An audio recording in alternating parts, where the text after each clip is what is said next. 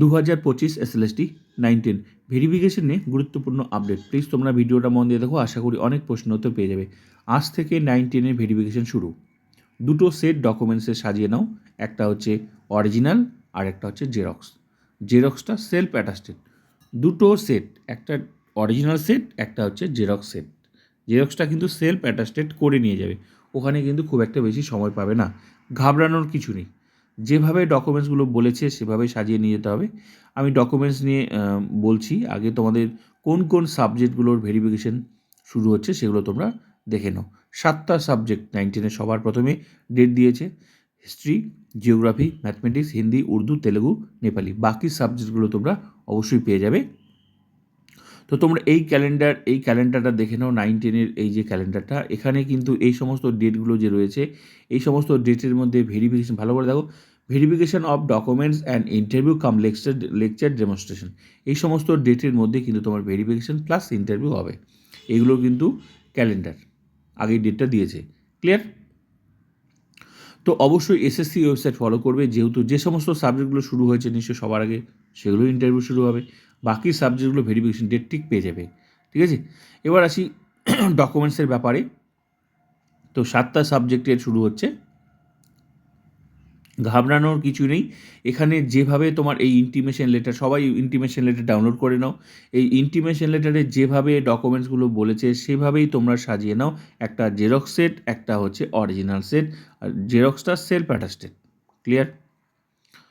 নিজের সই করে নেবে। ঠিক আছে, তো এখানে দেখো, ভালো করে দেখো, প্রথমে বলেছে যেভাবে বলেছে সেভাবেই ডকুমেন্টসগুলো সাজিয়ে নাও, কারণ সেভাবেই কিন্তু তোমার ওখানে দেখবে। হ্যাঁ, একটার পর একটা সুন্দর করে সাজিয়ে নাও, নাহলে কিন্তু ওখানে প্রবলেমে পড়বে। তো প্রথমে হচ্ছে তোমার অ্যাপ্লিকেশন ফর্মটা সবার যেভাবে এখানে আছে সেভাবেই সাজাবে।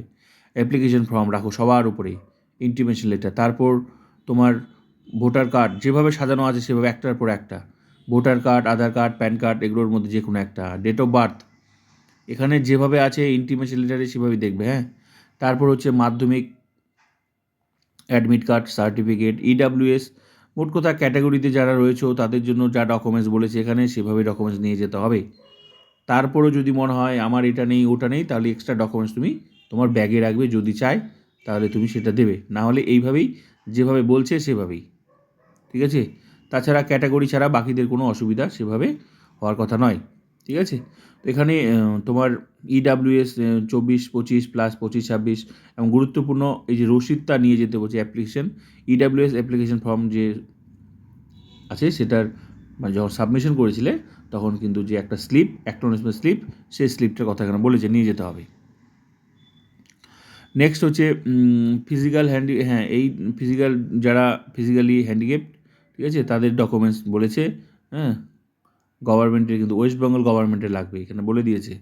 নেক্সট হচ্ছে গ্র্যাজুয়েশনের স্কোর, এখানে যেভাবে ডকুমেন্টসগুলো আছে সেভাবে সাজিয়ে নিয়ে যাবে। গ্র্যাজুয়েশনের স্কোরটা কি বলেছে, গ্র্যাজুয়েশন মার্কশিট যে যা যা ডকুমেন্টস, অনেকের প্রশ্ন বাকি ডকুমেন্টসটা নিয়ে যাব কি না, তুমি রাখবে, অবশ্যই সাথে রাখবে, কিন্তু এখানে যেভাবে বলেছে সেগুলোই তোমার দেখবে। এখানে গ্র্যাজুয়েশনের মার্কশিট বলেছে, তো গ্র্যাজুয়েশনের মার্কশিটটাই দেখবে তোমার।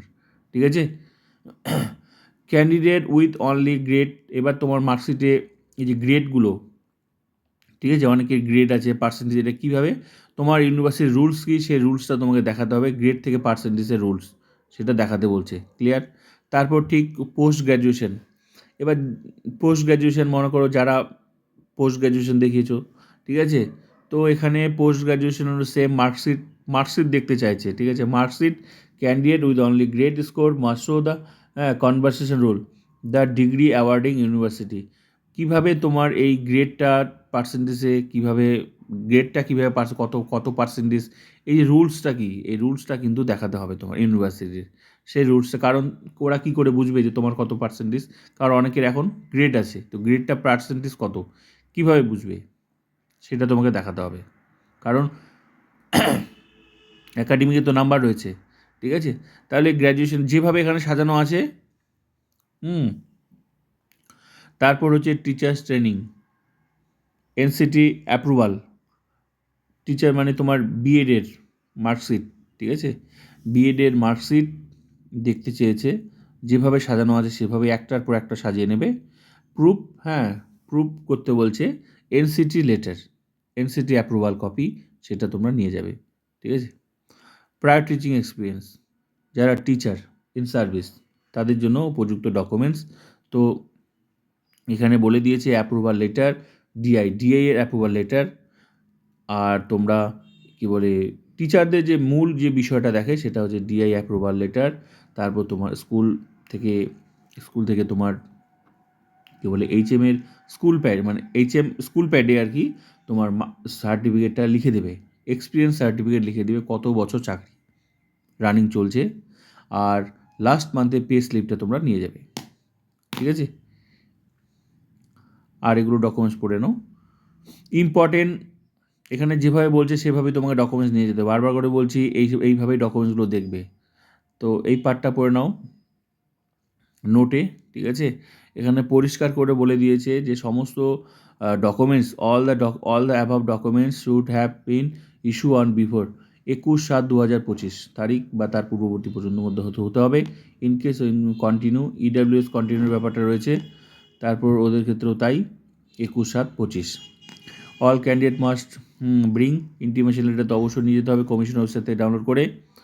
হ্যাঁ, all candidate should bring above original documents, হ্যাঁ, original 3 number original documents plus self attested. In case of in service approval letter should be, হ্যাঁ, সবাইকে যারা ইন সার্ভিস টিচার তাদেরকে কিন্তু 4 নাম্বার বলে দিয়েছে যে ডকুমেন্টস ভেরিফিকেশন বোর্ডে কিন্তু তোমার এই অ্যাপ্রুভাল লেটার দিতেই হবে জমা, সেলফ অ্যাটাস্টেড অ্যাপ্লিকেশন ফর্ম। তারপর 6 নাম্বারটা পড়ো, in case of degree distance education যারা পড়েছো তারা মোট কথা প্রাইভেট ইউনিভার্সিটি থেকে, তাদেরকে হচ্ছে তোমার হ্যাঁ রিকোয়ার্ড টু জাস্টিফাই। তো এই প্রাইভেট ইউনিভার্সিটি থেকে যারা পড়াশোনা করেছো তোমাদের হচ্ছে উপযুক্ত ডকুমেন্টস দিতে হবে, যেটা ইউজিসি অ্যাপ্রুভাল আছে কি না ইউনিভার্সিটি। তারপর তোমার কি 7 নাম্বার, ইন কেস কোনো ক্যান্ডিডেট যদি যেতে না পারে, ঠিক আছে, তাহলে সে তার ফ্যামিলিকে পাঠাতে পারে অথরাইজেশন লেটার দিয়ে। তো এগুলো এখানে রয়েছে, ঠিক আছে। তারপর হ্যাঁ, তো নোটের এই বিষয়গুলো তোমরা ভালো করে পড়ে নাও। আর এখানে যেভাবে ডকুমেন্টসগুলো বলেছে সেভাবে কিন্তু তোমাদের সাজিয়ে নিয়ে যেতে হবে, তাই ঘাবড়ানোর কিচ্ছু নেই। ডকুমেন্ট সাজিয়ে নিয়ে যাও, কোনো অসুবিধা হবে না। কোনো ডকুমেন্ট যদি কেউ ভুলেও যাও বলবে, তোমাকে কিন্তু আশা করি সময় দিয়ে দেবে, ঠিক আছে। 2 দিনের মধ্যে দিয়ে দিচ্ছি, 3 দিনের মধ্যে দিয়ে দিচ্ছি,